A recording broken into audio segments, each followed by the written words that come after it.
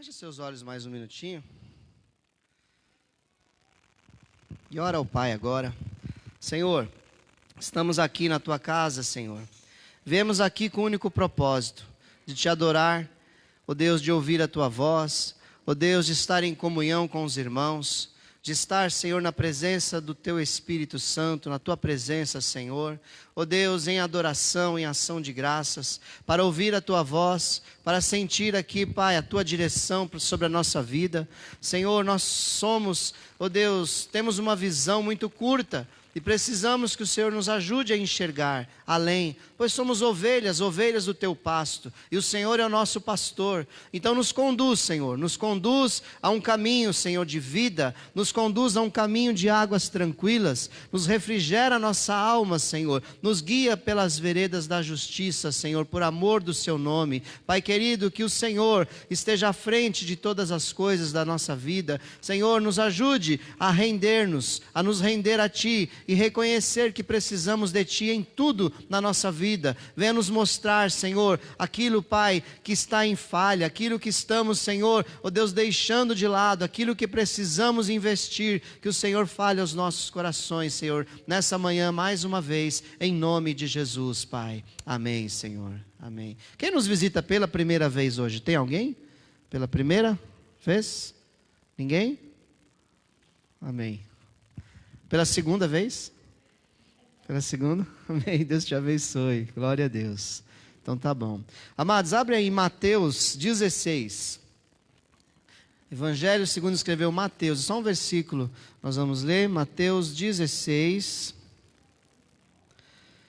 Vamos meditar um pouco.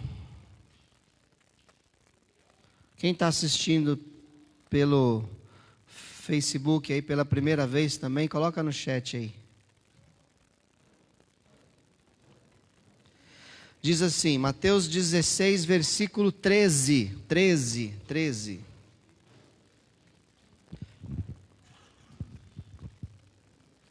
Chegando Jesus à região de Cesareia de Filipe, perguntou aos seus discípulos: quem os outros dizem que o Filho do Homem é? Quem os outros dizem que o Filho do Homem é? Podem sentar-se. Quem os homens dizem que eu sou? Quem os outros dizem que o Filho do Homem é? Jesus muitas vezes se declarou Filho do Homem, né? Uma declaração que você encontra lá em Ezequiel várias vezes também. E ele perguntou neste momento para os seus discípulos, seus amigos: o que vocês estão ouvindo ao meu respeito? Quem os homens dizem que eu sou? E aqui eu entro nesse ponto que nós vivemos num tempo de narrativas, né? Essa palavra ficou bem popular hoje em dia, né? Narrativas, né? Então existem narrativas, né? Cada um tem uma versão dos fatos. Então um conta a história de um jeito, o outro conta a mesma história de outro jeito. Isso é chamado narrativas. Então cria-se uma história, cria-se evidências, cria-se fatos, né? E Jesus ele faz essa pergunta para os seus amigos, para os seus discípulos, ele já sabia, obviamente, mas para trazer o entendimento ali deles e para deixar registrado para nós a respeito dele como o Cristo, o Filho do Deus vivo, como nós vemos aqui no desenrolar desse texto. Mas até aqui na época de Jesus, as narrativas elas eram muito confusas. Veja só, quando Jesus ele ressuscita, ali os guardas do templo que estavam vigiando a porta do sepulcro, porque os sacerdotes, lá, os religiosos não acreditavam de jeito nenhum que ele era o Cristo, e achavam que os discípulos iriam à noite roubar o corpo de Jesus e dizer que ele ressuscitou. Só que ele ressuscitou, veio um anjo, fez aquele sinal miraculoso, a pedra rolou, veio aquela luz, aquela coisa, e os guardas falaram para os sacerdotes, dizendo: olha, aconteceu isso, apareceu um anjo, a luz brilhou, a pedra super pesada girou sozinha e ele sumiu.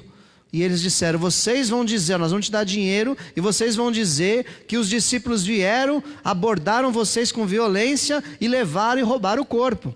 E criou-se então essa narrativa de que Jesus havia sido roubado o corpo dele, de que ele não tinha ressuscitado. Pagaram eles, criaram ali uma narrativa falsa a respeito daquele fato.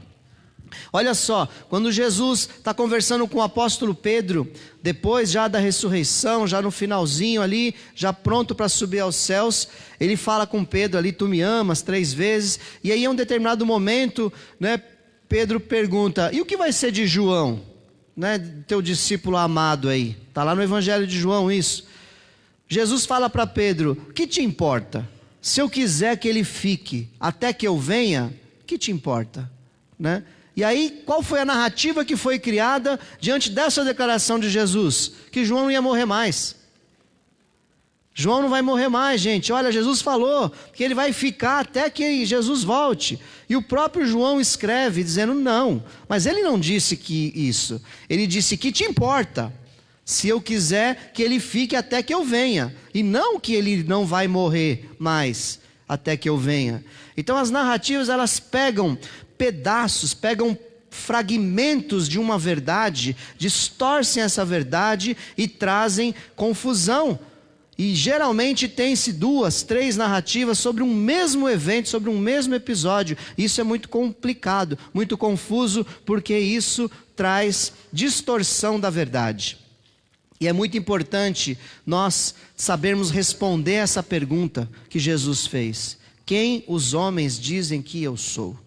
Eu e você precisamos ter conhecimento, saber exatamente que caminho nós estamos seguindo, o que nós estamos fazendo, porque as narrativas, elas nos bombardeiam desde sempre.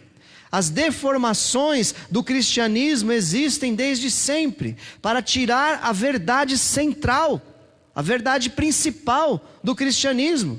A salvação das nossas almas, o perdão dos nossos pecados, a santificação pelo poder do Espírito Santo, uma vida piedosa na presença do Senhor. Então, introduz, o inimigo, ele é especialista nisso. Isso já começa no Gênesis.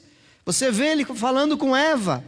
Eva, o que foi que Deus te disse? De todas as árvores do jardim poderá comer? Ela falou, não, eu posso comer todas, menos essa.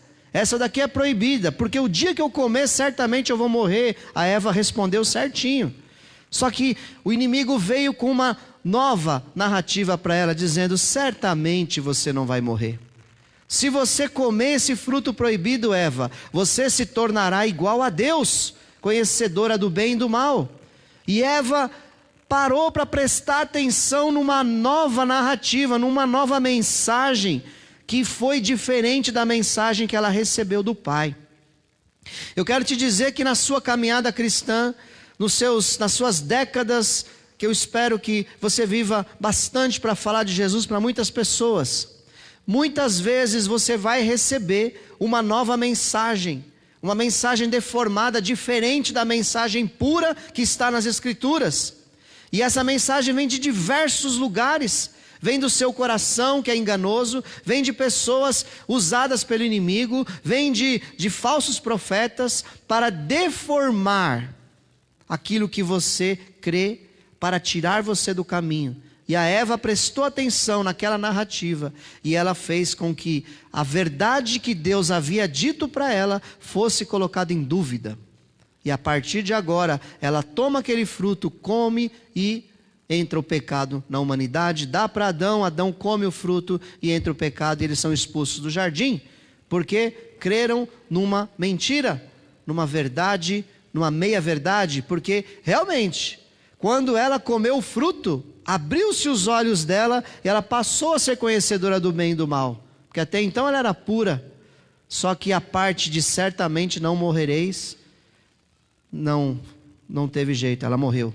Os dois morreram espiritualmente. Então nós precisamos conhecer a base da nossa fé, a base da nossa religião. Por que você crê? Porque as narrativas vêm para deformar isso. Por que você está na igreja? Realmente você é salvo? Por que você é salvo? O que te garante que naquele dia você vai ouvir: venha bendito de meu Pai e possua por herança? Ou então, o que te garante que você vai ouvir: aparte-se de mim, porque eu não te conheço? Você precisa estar convicto disso, andar na presença do Senhor, porque o tempo todo, nessa terra, nós somos bombardeados por narrativas falsas, que vão fazer duas coisas: ou vão tentar levar você para o outro lado, para o lado da religiosidade extrema, no sentido de que você compra a sua salvação através das suas boas obras, ou ele vai tentar te levar para o outro lado, dizendo: viva a tua vida, porque a graça do Senhor é absoluta, Ele vai te amar, mesmo que você esteja cheio de pecados, não interessa o que você faça, Deus vai te amar e nunca vai te condenar. Essas são as duas narrativas que sempre são introduzidas nas igrejas para destruir o povo de Deus. Mas existe uma verdade absoluta, a verdade da palavra do Senhor. E essa tem que estar nítida e firme no nosso coração, para a gente não ser enganado pelas narrativas. Amém? Está entendendo? Glória a Deus. Então, quando Jesus esteve conosco, eles entenderam Jesus errado. Bastante. Se você lê os evangelhos, você vê quanta confusão. Já começa a própria mãe de Jesus, quando ele está naquela festa em bodas de Caná da Galileia e falta vinho. E ela chega para ele e fala: acabou o vinho. E Jesus fala para ela: mulher, o que eu tenho contigo? Ainda não é chegada a minha hora. Ela não entendeu, acho que ela achou que Jesus era sommelier de vinho, né? Achou que Jesus tinha ali a função de fazer a festa, né? Não ficar triste, não acabar. Não entendeu nada. Ele fez o milagre, multiplicou, mas não foi para isso. Não foi para isso que ele foi chamado. Entendeu o filho? E olha que ela teve, né, todas as declarações, vamos dizer, desde da concepção, que ele era o Salvador, que ele veio para salvar o povo dos seus pecados, né? E ela guardava tudo aquilo no seu coração, como nós vemos na palavra. Mas entender Jesus errado não é difícil, porque muitas vezes a gente é levado pelo nosso coração tendencioso a querer ver um Jesus diferente, um Jesus que se encaixa mais na minha própria necessidade do que naquilo que realmente Ele veio fazer, ou naquilo que Ele realmente quer que eu seja. E aí eu coloco Jesus de uma forma que me agrade mais. Eu suavizo certas coisas, ou eu enrijeço outras coisas, porque aquilo me agrada um pouco mais. Então tome cuidado para você e eu não entendermos Jesus errado e vivermos uma vida fora da direção de Deus. Tem mais, olha só. Teve uma dupla de irmãos que estavam com um problema lá com uma herança, aí em Lucas 12, e eles falam: Senhor, fala para o meu irmão dividir a herança comigo, nós estamos com um problema. E Jesus falou: meu querido, nos dias de hoje ele falaria: meu querido, né? Quem me constituiu juiz entre vocês? Entenderam que Jesus era para as coisas aqui dessa vida, aqui para resolver aqui uma causa na justiça, né? Resolver. Jesus resolve o caso na justiça? Resolve. Jesus abençoa? Abençoa. Mas será que Jesus veio para isso, meu querido? E ele deixou claro: eu não vim para isso. Quem me constituiu juiz para resolver problemas? Resolve entre vocês. Tem muita coisa, igreja, que está na nossa mão para a gente resolver. Ele pôs para você pedir sabedoria do alto, você pedir discernimento, você pedir força e você fazer. É você. Ele não veio para isso. Ele não veio. E eles entenderam Jesus errado.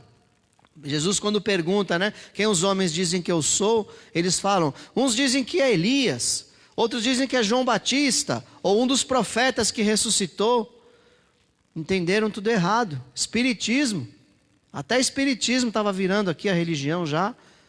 Apareceu ali, agora voltou um novo, ou talvez ressuscitou, né? Talvez não seja só espiritismo, mas enfim.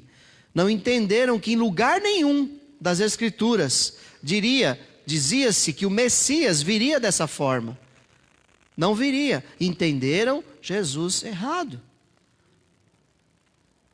dando a ele uma origem errada.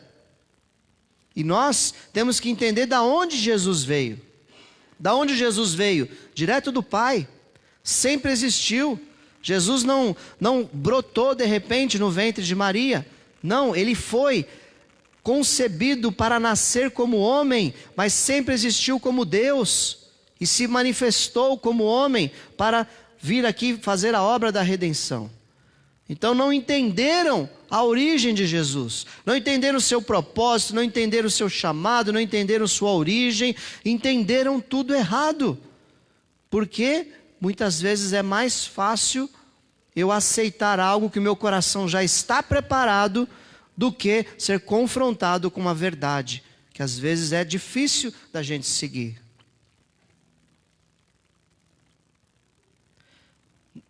Quando responde certo, até quando responde certo, na sequência ainda fala errado. Pedro responde certinho logo depois quando ele pergunta: e vocês, quem dizem que eu sou? Pedro diz: tu és o Cristo, o Filho do Deus vivo. Responde certinho. Mas em seguida o coração de Pedro, ali cheio de vontade de ver um Cristo, um Messias poderoso que vinha para subjugar os romanos, estabeleceu o reino de Israel como a nação governante do mundo todo. Ele deixa o coração dele ali cheio dessa vontade. Quando Jesus fala: é necessário que eu morra, vá para a cruz, que os ímpios me prendam, me humilhem, e ao terceiro dia eu ressuscitarei. E aí Pedro na sequência não entende nada. Senhor, longe de ti que isso aconteça. Não vai para a cruz não, Jesus. Não vai para a cruz.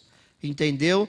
Errado. Apesar de entender que ele era o Messias, o Cristo, o Filho do Deus vivo, não entendeu como isso ia se consumar, como isso deveria acontecer para que o ministério de Jesus, o propósito de Jesus acontecesse na terra. E Jesus tem que repreender Satanás na vida de Pedro, dizendo: para trás de mim, Satanás, porque não conhece as coisas de Deus, senão as coisas dos homens.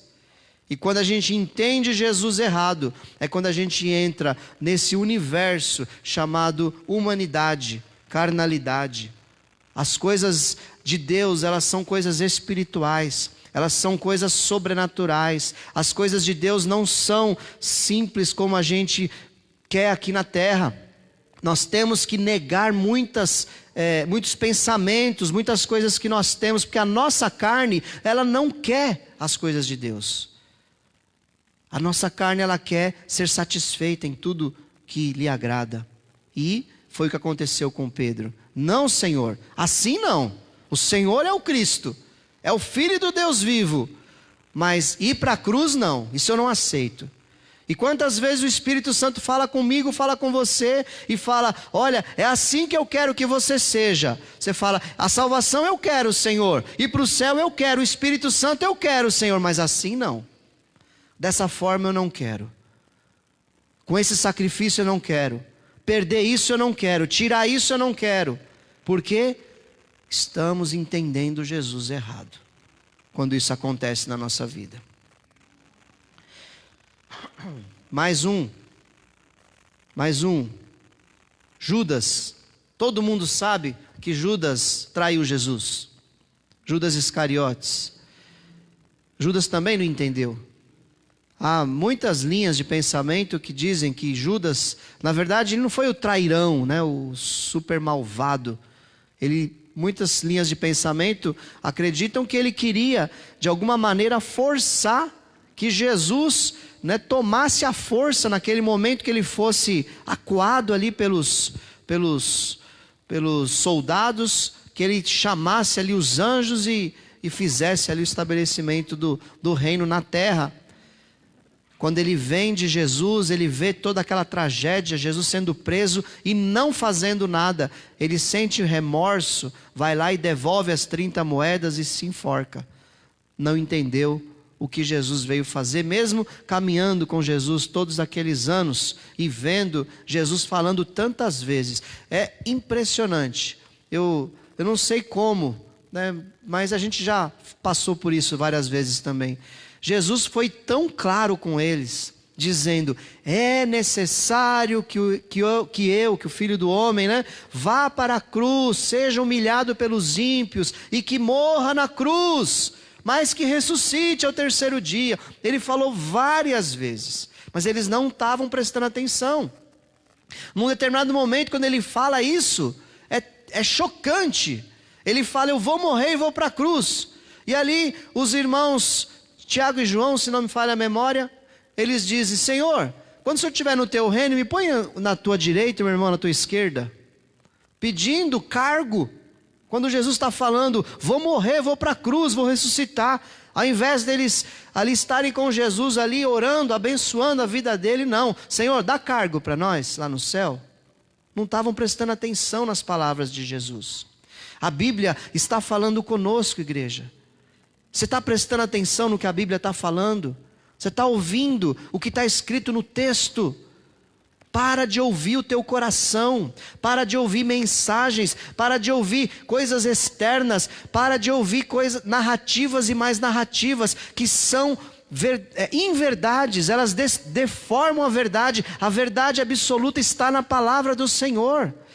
O nosso coração, ele é enganoso e ele quer te levar pelo caminho mais fácil. E diz a palavra do Senhor que larga é a porta e espaçoso é o caminho que conduz à morte. O seu e o meu coração, eles querem esse caminho. O caminho largo, o caminho espaçoso, o caminho da facilidade. O caminho que não tem nenhum tipo de perda.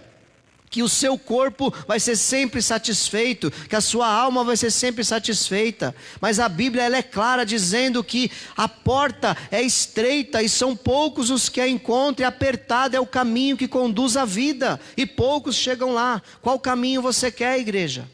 O caminho do seu coração, o caminho da narrativa da carne, ou o caminho da santificação, o caminho da santidade, o caminho de negar-se a si mesmo? Temos que prestar atenção na palavra do Senhor, porque é isso que vai te levar à vida. Posso ouvir um amém?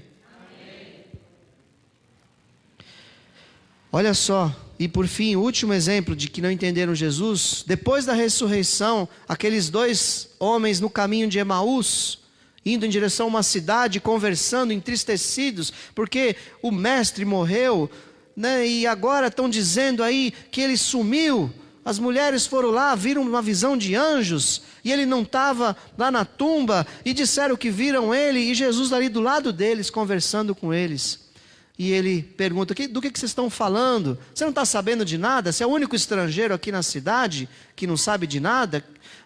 Você não está sabendo que nós tínhamos aí um mestre, um profeta, um grande profeta? Eles só viram Jesus como um grande profeta, que apareceu e a gente achou. Aqui começa o que o coração deles dizia: nós achamos que esse profeta iria iniciar agora a libertação de Israel dos romanos. Eles queriam um Messias, eles queriam um profeta, um grande líder, para colocá-los numa posição de honra diante de Roma, diante dos povos, e voltar à glória dos tempos do rei Davi, à glória dos tempos do rei Salomão, uma nação poderosa na terra. Não entenderam que Jesus disse: o meu reino não é desse mundo. Não entenderam. E Jesus começa a dizer para eles: como o coração de vocês pode estar tão endurecido? E ele começa a contar de Moisés, os salmos e os profetas, diz a Bíblia, falando aonde estava sendo dito a respeito dele, de como ele viria e de qual seria o seu propósito nessa terra. Amém, querido? Então a narrativa, ela é confusa e nem sempre ela vem de fora. Muitas vezes ela vem do nosso próprio coração. Você lê as Escrituras, um dia desse eu vi uma pessoa, ela lendo as Escrituras, interpretando completamente a favor de uma justificativa que ela queria dar. E ela leu aquele texto inteiro, não tinha nada a ver, absolutamente nada a ver o que ela leu, daquilo que ela explicou, porque ela queria criar uma explicação que coubesse no desejo do coração dela. E eu vou dizer, a Bíblia, ela é como um martelo, ela esmigalha a rocha. Não é um algodão. Em lugar nenhum a Bíblia ela é comparada a um algodãozinho suave. A Bíblia é dura, porque a nossa carne é má, é perversa, e nós precisamos de algo rígido, algo firme, realmente. Então eu tenho que ler as Escrituras e me colocar à disposição de ser transformado por elas, porque senão eu vou criar uma narrativa, e é muito fácil criar uma narrativa que me agrade. É o que acontece. O mundo evangélico, o mundo gospel está complicado. Nós temos hoje mais evangélicos, né? Daqui a pouco seremos a nação mais, percentualmente teremos mais evangélicos do que qualquer outra religião no Brasil. Mas e daí? Que fruto que nós estamos vendo disso? Quanto realmente de gente, né, bíblica, gente honesta, gente, né, que vive a palavra do Senhor tem tido? Não tem. Anos atrás, quando nós nos convertemos, tinha bem menos evangélicos. Só que quando a gente via um evangélico em algum lugar, a gente percebia que ali havia santidade. Ali havia diferença. Hoje nós temos evangélicos em quase todos os lugares, mas é complicado. Muitas vezes a pessoa está usando a própria Bíblia, usando a igreja apenas para o seu lazer, apenas para agradar o seu coração, e aquelas mensagens mais contundentes, aquela mensagem mais confrontadora, essa mensagem já não vem mais, já não aceita. E quando lê a Bíblia sempre procurando agradar o seu próprio coração. Criou-se uma narrativa própria para o Evangelho.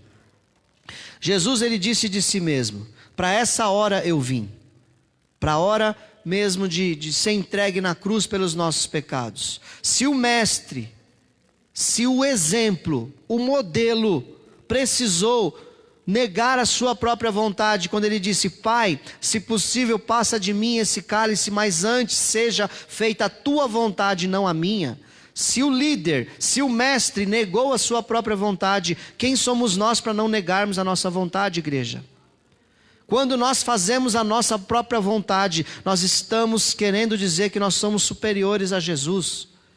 Não entendemos a obra de Jesus nessa terra. Ele veio para a cruz e disse: quem quiser vir após mim, me seguir, tem cruz, tem negação de vontade.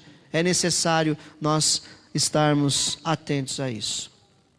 Ele falou tantas coisas dele, né? Para essa hora eu vim, né? Para a cruz. Ele tem autoridade para perdoar pecados. Ele é Senhor do sábado. Ele veio para salvar o perdido.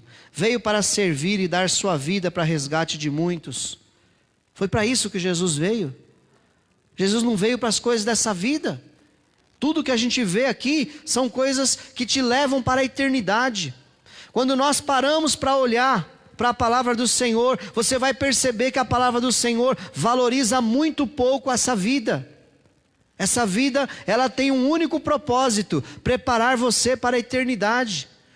Porque aqui nessa vida nós estamos perdidos, porque esse corpo mortal, contaminado pelo pecado de Adão, não é capaz de herdar a vida eterna. Então, durante esse tempo dessa vida, esse meu corpo mortal, contaminado pelo pecado de Adão, salvo pelo sangue de Jesus, vai receber um novo corpo na glória. E é lá que as coisas realmente vão acontecer.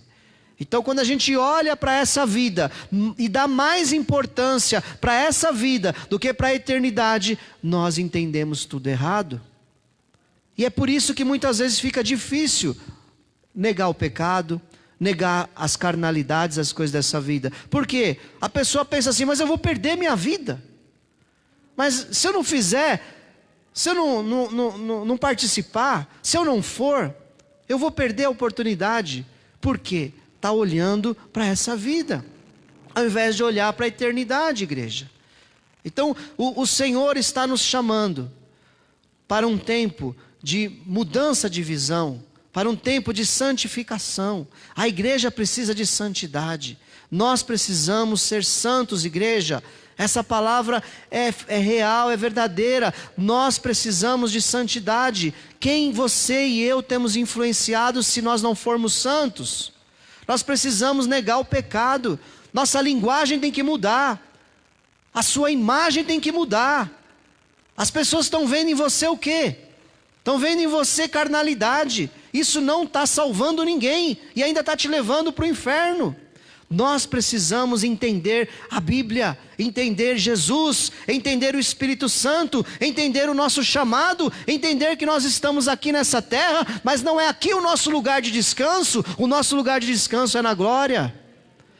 Igreja, nós precisamos viver um tempo de santificação, de jejuns, de oração, de meditação na palavra, de rejeição ao pecado. Nós precisamos virar essa página na nossa vida, em nome de Jesus. A igreja tem crescido, a igreja tem se tornado mais popular, mas nós não podemos. Eu queria que a igreja tivesse 5 milhões de pessoas aqui dentro, mas todos que tivessem essa palavra única no seu coração: eu preciso ser santo porque o meu Deus é santo.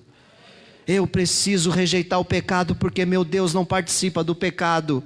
Eu preciso rejeitar a minha carne, porque minha carne é má, é malvada, é perversa, ela quer o meu mal. Eu preciso buscar o Espírito Santo, porque somente através do Espírito Santo é que eu consigo vencer o pecado. Amém, igreja? Essa é a mensagem. Nós precisamos entender que Jesus não veio nos salvar do inferno para viver nessa vida. Ele veio nos salvar do inferno para viver no céu. No céu, de glória. O Mer leu hoje aqui aquele salmo maravilhoso. Geralmente quem morre e ressuscita, né, aquelas experiências, eles veem no céu que até as árvores cantam, as flores cantam, é uma coisa tremenda. E ele leu no Salmo 96 aqui, né, que as árvores cantem, adorem ao Senhor. O céu tem coisas que a gente não faz ideia. E Deus, Ele falou do céu para nós, mas é muito mais por Ele, por querer estar com Deus, que nós devemos querer o céu, do que pelas coisas que tem a oferecer lá no céu. Porque a presença de Deus nos basta. E aí aonde começa isso? Começa aqui, no nosso relacionamento com Ele aqui. Aqui você vai se aproximando dEle. Aqui você vai chegando mais perto do Senhor, através de intimidade, de relacionamento com Deus, de oração, de palavra. E você vai criando um relacionamento com Ele aqui, e depois nós herdamos a vida eterna no céu. E tem coisas incríveis e maravilhosas para nós vivermos lá. João, primeira carta de João 3, 7 ao 10, eu quero ler inteiro aqui para nós. Ele fala claramente o que Jesus veio fazer. Ele diz: filhinhos, não deixe que ninguém os engane. Ele já começa aqui falando a respeito do engano, que eu disse, das narrativas. Muitas vezes as pessoas estão sendo enganadas por um evangelho falso, por uma mensagem falsa, ou às vezes o teu próprio coração está te enganando. Então não deixe que ninguém te engane. Aquele que pratica a justiça é justo, assim como ele é justo. Aquele que pratica o pecado é do diabo, porque o diabo vem pecando desde o princípio. Para isso, o Filho de Deus se manifestou, para destruir as obras do diabo. Então Jesus se manifestou para destruir as obras do diabo. As obras do diabo são as obras que levam as pessoas ao pecado, que levam a pessoa a fazer as escolhas da carne. Então o Filho de Deus se manifestou para destruir isso. Aí ele continua: todo aquele que é nascido de Deus não pratica o pecado, porque a semente de Deus permanece nele. Ele não pode estar no pecado, porque é nascido de Deus. Desta forma, sabemos quem são os filhos de Deus e quem são os filhos do diabo. Quem não pratica a justiça não procede de Deus, tampouco quem não ama seu irmão.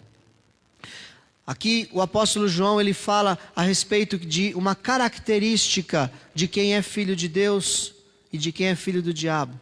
Filho do diabo é aquele que pratica o pecado, que tem como na sua vida uma prática do pecado. E o Filho de Deus, ele fala aquele que pratica a justiça.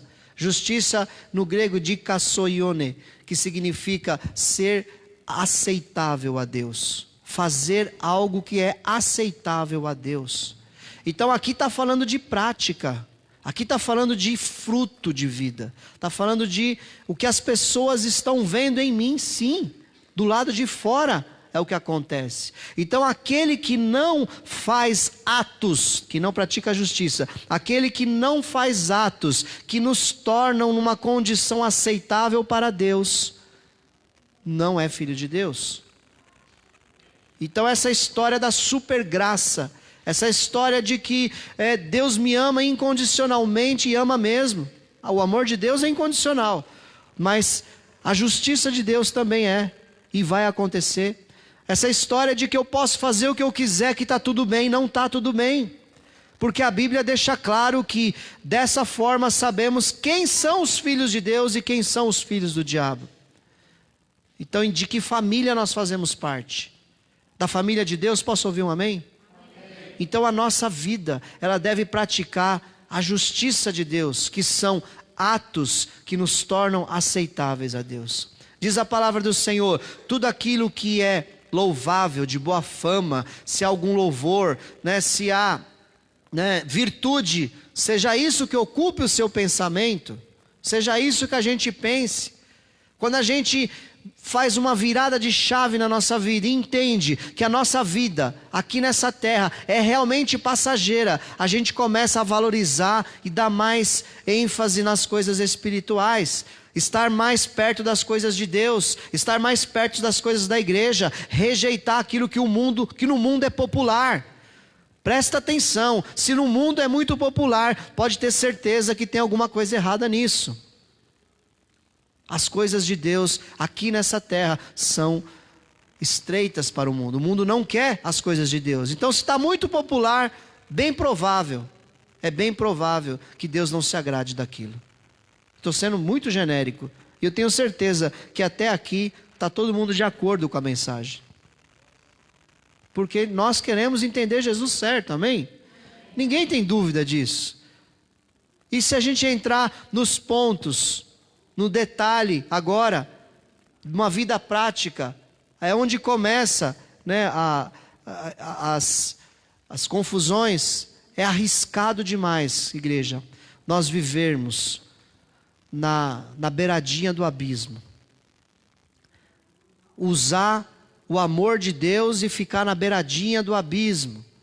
Não, Ele me ama, então eu vou ficar bem na beiradinha do abismo aqui.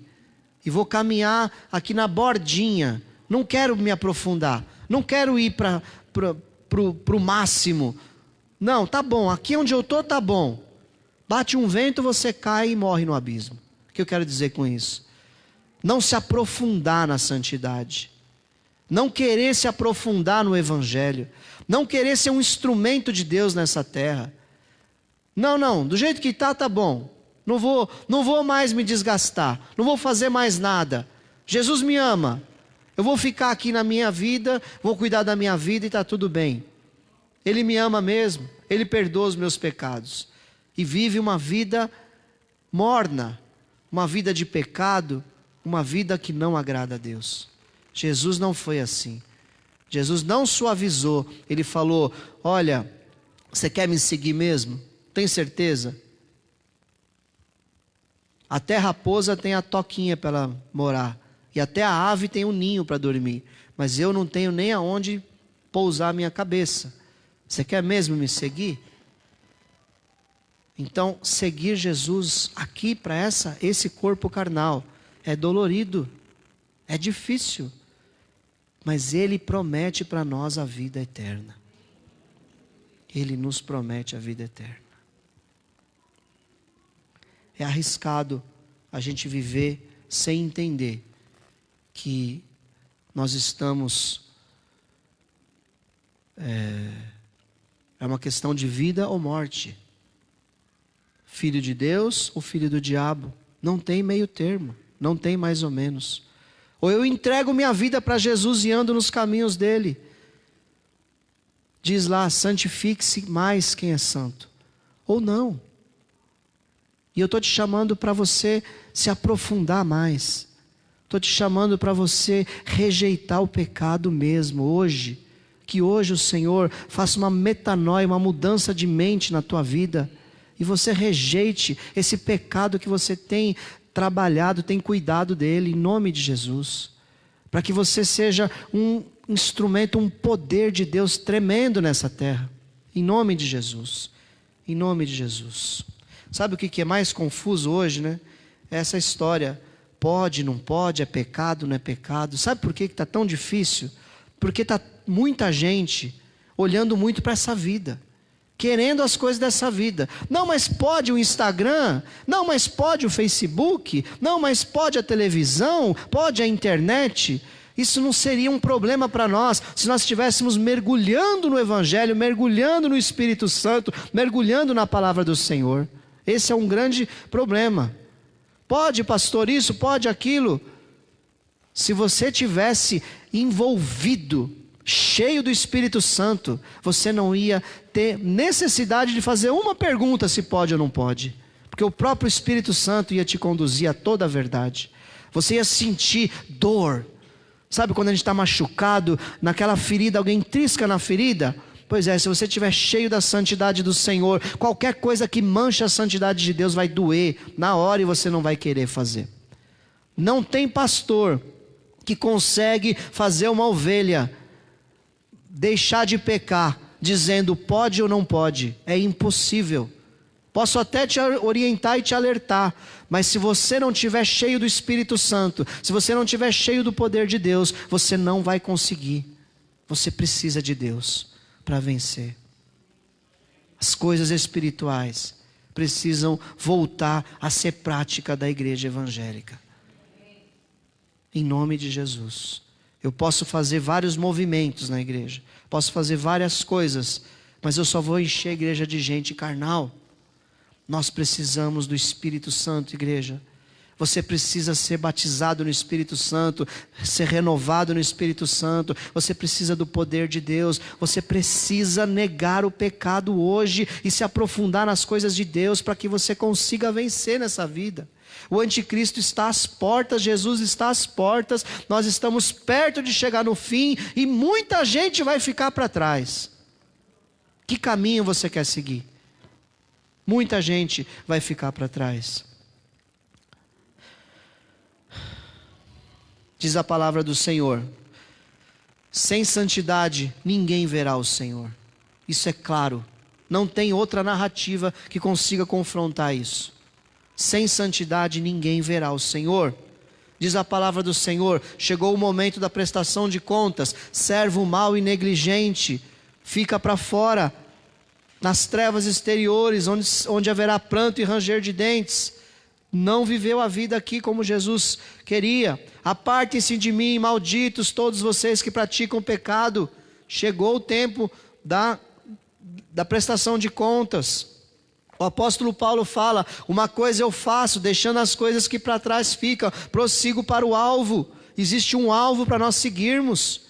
Senão nós vamos fazer como esses homens que ouviram essa mensagem terrível: apartem-se de mim. Eu tenho que buscar um alvo, e o alvo é Cristo, o alvo é a eternidade. Eu tenho que fazer isso todos os dias.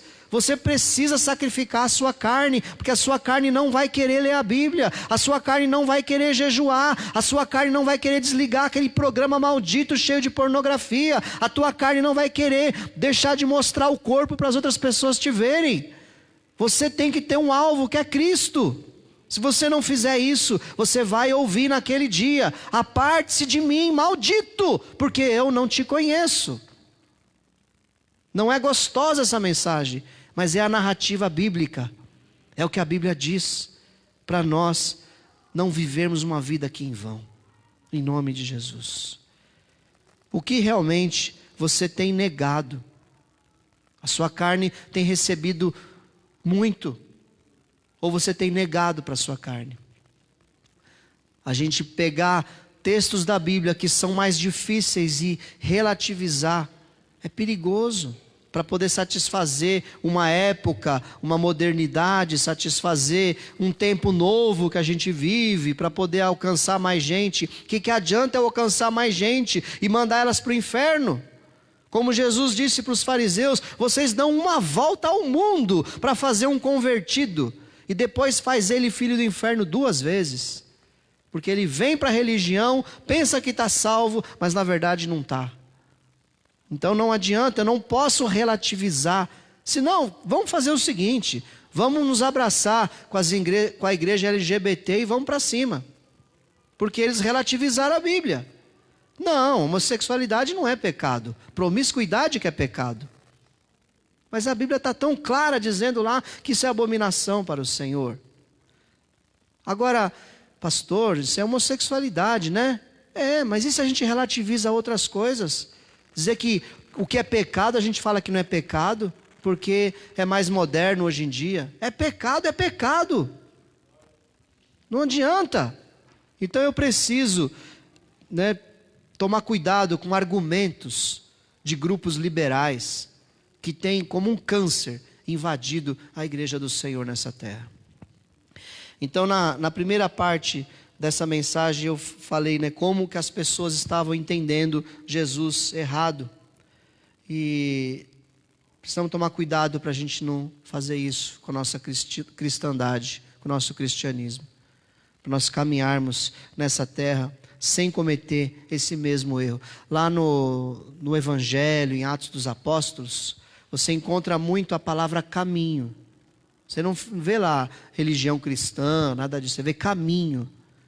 Ser cristão é seguir um caminho.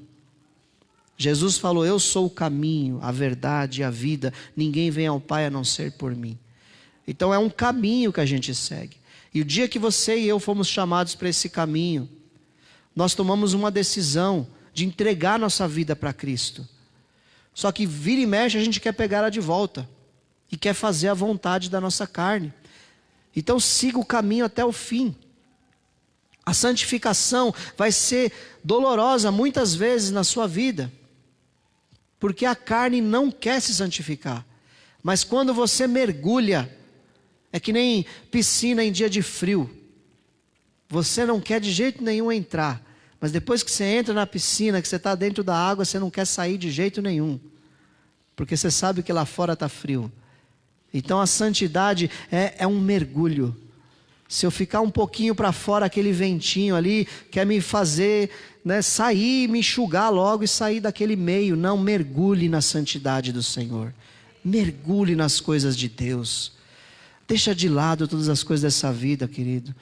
Você já trabalha, você já tem sua família, já siga a sua vida normal, amém? Abençoe. Mas o que importa realmente é você mergulhar nas coisas de Deus, na santidade, aprender mais do Senhor, procurar, pentear mesmo, penteia a tua vida no detalhe, procura, Senhor, eu vou tirar esse aqui, isso aqui é ruim, isso aqui te desagrada, e vai tirando, e vai limpando, os carrapatinhos, os piolhos, os berne, e vamos buscar aprofundar na santidade, porque o Senhor nos chamou para isso. Tem tantas coisas que acontecem. Inclusive eu preciso até alertar, tem muita gente nova na igreja que não sabe, coisas que o mundo faz que a gente não faz e com muita convicção não fazemos. Por exemplo, estamos aí perto do Natal. Nós não comemoramos o Natal nessa igreja, porque o Natal não é bíblico, mas nós falamos de Cristo no Natal. Ele realmente tem lá Lucas 2, nasceu o Salvador. Então é tempo de nós falarmos do amor de Deus, do Evangelho. As pessoas estão sensíveis ao Evangelho. E eu pedi para o pastor Mário, você por favor preste atenção nessa semana, na sua reunião de célula. Quando você receber, você vai receber um link com um estudo a respeito da verdade sobre o Natal. Porque o Natal, ele nada mais é do que uma contaminação do que aconteceu naquele evento. A narrativa nasceu o Salvador. Mas o que fizeram? Colocaram árvore de Natal, colocaram guirlanda, colocaram troca de presente, colocaram um monte de coisas que são pagãs. de festas mundanas para poder agradar as pessoas dentro da igreja. Então vai ter o link lá, a verdade sobre o Natal. Então nessa época do ano, o que nós temos que fazer? Falar do Evangelho, falar que Jesus, Ele veio para nos salvar dos nossos pecados. Mas não monte árvore de Natal, não coloque bolinha, não coloque decorações, porque essas coisas são do maligno. São do maligno. Elas têm, junto com elas, consagrações espirituais. E quantas pessoas do meio evangélico estão lá, igrejas que têm árvore de Natal gigante dentro do salão. Qual o problema da árvore de Natal? Você vai ver lá no estudo. Existe toda uma consagração espiritual por trás daquilo ali. Então por quê? Porque entenderam Jesus errado, entenderam a Bíblia errado, resolveram suavizar a mensagem. É tão mais fácil a gente fazer uma mensagem que agrada a todo mundo, que sai todo mundo pulando e dando, né? Mas a mensagem que é verdadeira, a mensagem que realmente importa, é aquela que muda a tua vida e que te leva para o céu. Essa é a mensagem que nós temos que pregar. Amém, igreja? Então, essa é a mensagem que eu tinha para nós hoje. Tome cuidado para você entender o que você está fazendo. Tome cuidado para entender a sua religião. Vou usar a palavra religião, porque nós temos uma religião que nos diferencia dos outros. Nós somos cristãos. Nós somos chamados pelo nome de Jesus. Nós temos o Espírito Santo na nossa vida. Nós temos um livro chamado Bíblia Sagrada, que é ele a verdade absoluta acima de todas as narrativas. A Bíblia Sagrada, diga assim comigo, a Bíblia Sagrada é a verdade absoluta acima de todas as narrativas, inclusive do meu coração. Amém? Vamos voltar às origens. Vamos voltar ao evangelho simples. O evangelho da santidade, da busca do Espírito Santo. O evangelho do amor. O evangelho da negação da carne. Esse é o evangelho que está na palavra de Deus. Amém? Vamos ficar de pé. Eu queria chamar o ministério de louvor. Disse Jesus: se alguém quiser acompanhar-me, negue-se a si mesmo, tome a sua cruz e siga-me. Pois quem quiser salvar a sua vida, a perderá. Mas quem perder a sua vida por minha causa, a encontrará. Pois que adiantará o homem ganhar o mundo inteiro e perder a sua alma? Ou o que o homem poderá dar em troca da sua alma? Pois o Filho do Homem virá na glória de seu Pai, com os seus anjos, e então recompensará a cada um de acordo com o que tenha feito. Se você quiser salvar a sua vida, você vai perder. Mas se você perder sua vida, você vai achar. E naquele dia, o Senhor vai te recompensar. Não é aqui o nosso lugar de recompensa. O nosso lugar de recompensa é no céu. Então, na prática, igreja amada, feche seus olhos. Na prática, fale e faça o que a Bíblia manda, e não o que nós achamos mais fácil. Fale e faça aquilo que a Bíblia manda, e não aquilo que a gente acha mais fácil. Pai querido, em nome de Jesus, que o Teu Espírito possa ir mais profundo a cada coração. Oh Deus, perdoa pecados, perdoa a negligência, Senhor, a falta de santificação. Venha, Senhor, com Teu Espírito trazendo uma nova visão, Pai, a cada um. Oh Deus, para entender que o Senhor nos chamou para uma vida radical. O Senhor nos chamou para mergulharmos na santidade. Oh Deus, aquele que está na beira do abismo, que não tem tido entendimento de que é necessário vir para o Teu reino definitivamente. Ajuda, Senhor, oh Deus, a discernir e sair, Pai, dessa condição morna, mundana, carnal, e que haja santidade em nosso meio, Pai. Salva nossas crianças, salva nossos jovens, adolescentes, salva os casais, salva os adultos, Pai. Salva-nos, Senhor, dessa geração perversa. Salva-nos do falso profeta, salva do coração enganoso, salva, Senhor, da narrativa falsa, salva, Senhor, da igreja de porta larga, salva, Senhor, nos salva, Pai, pelo sangue de Jesus, Senhor, nos abre o entendimento, nos revela, Senhor, ó Deus, o teu propósito para nós nessa terra, Senhor. Em nome de Jesus, Senhor, queremos rejeitar essa vida, rejeitar o desejo dessa carne. Nos ajude, Senhor, a conseguir fazer isso, pelo poder do Teu Espírito, em nome de Jesus, Pai.